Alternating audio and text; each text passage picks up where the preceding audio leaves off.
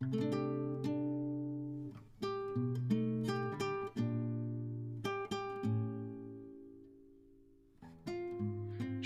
সকাল সবাইকে।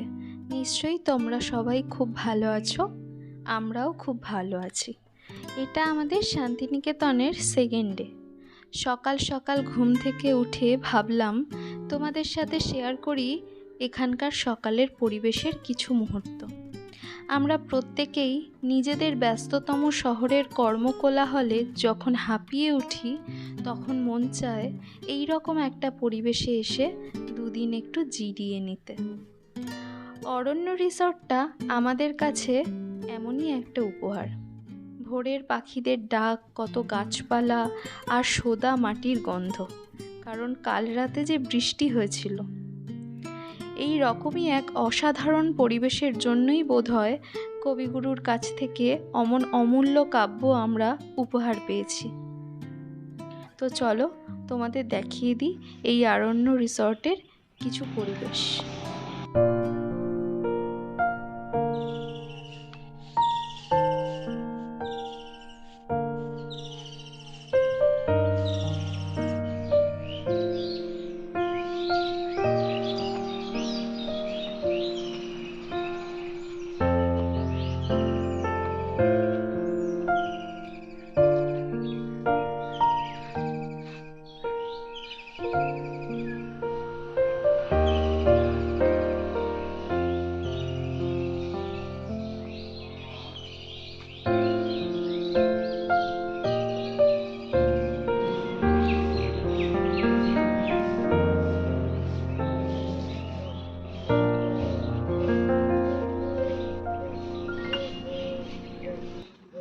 কালকে রাতে এখানে বৃষ্টি হওয়ায় আজকে সকালের পরিবেশটা যেন আরও সুন্দর হয়ে উঠেছে। রোদ তেমন একটা ছিল না, আর পরিবেশটাও ছিল অসাধারণ। বাড়িতে তো কোনো রকমের নভেল পড়া হয় না, তাই ভাবলাম এখানকার রিসেপশন থেকে একটা বই নিয়ে কিছুক্ষণ পড়ি। বেশ ভালো লাগছিল পড়তে। আর তার সাথে ছিল 1 কাপ গরম চা। আসলে তখনও যে চিনি সন্দেশ ঘুম থেকে ওঠেনি। কিছুক্ষণ পরেই আমরা চলে গিয়েছিলাম ব্রেকফাস্টে, কারণ ব্রেকফাস্টের পরেই আমাদের বেরোতে হবে শান্তিনিকেতনের কিছু জায়গা ঘুরতে।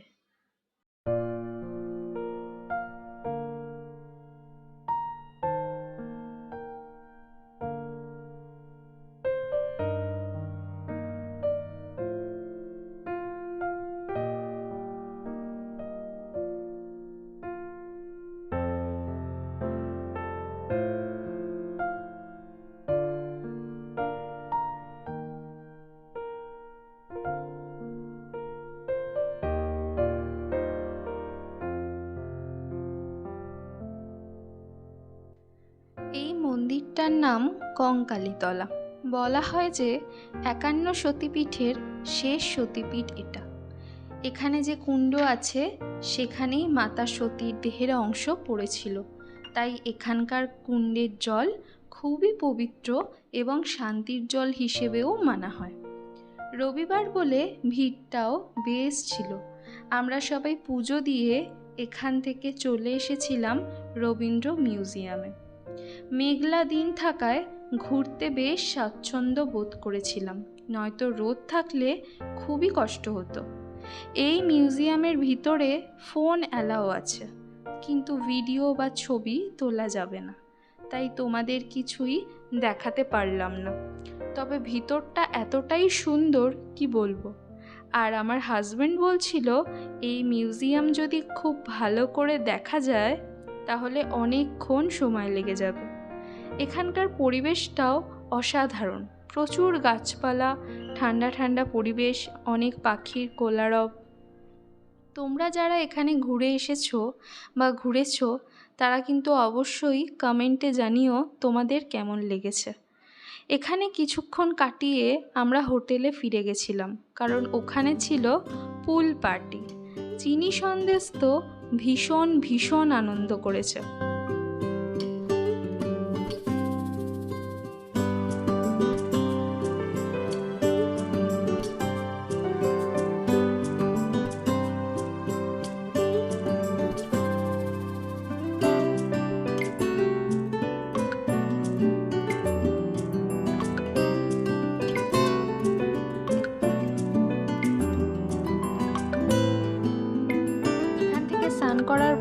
আমরা প্রত্যেকে লাঞ্চ করে বেরিয়ে পড়েছিলাম যার যার নিজের আস্তানায়। দুদিন অনেক মজা হলো, হই হুল্লোড় হলো। এবার বাড়ি যাওয়ার পালা। সবারই মনটা খুবই খারাপ হয়ে গিয়েছিল। তোমাদের যদি এই ভিডিওটা ভালো লেগে থাকে তাহলে অবশ্যই চ্যানেলটি সাবস্ক্রাইব করে দিও, আর লাইক শেয়ার কমেন্ট করতে কিন্তু ভুলো না। আবার দেখা হচ্ছে অন্য কোনো দিন অন্য কোনো ভিডিওতে। ততক্ষণ ভালো থেকো।